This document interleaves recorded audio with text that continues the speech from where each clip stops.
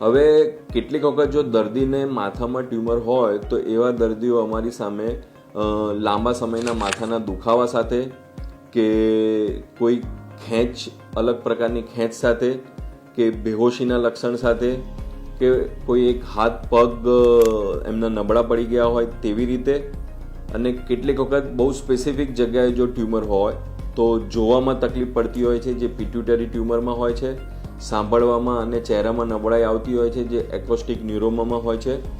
તો આવા દર્દીને પ્રોપર ઇન્વેસ્ટિગેટ કરીને સારી રીતના ઓપરેશન કરી શકીએ છીએ. અને અત્યારની જે અતિ આધુનિક ટેકનોલોજી છે કે જેમાં પિટ્યુટરી ટ્યુમર મોટા ભાગે નાકના રસ્તેથી જ કરવામાં આવે છે, જેમાં ચહેરા ઉપર કોઈ કાપો આવતો નથી.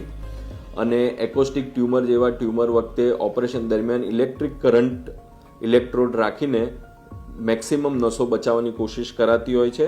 એટલે અને એન્ડોસ્કોપી અને માઇક્રોસ્કોપીનો પણ ઉપયોગ થતો હોય છે કે જેના કારણે બહુ મોટા કાપા નહીં આવીને નાના કાપામાં ઓપરેશન પૂરું થતું હોય છે.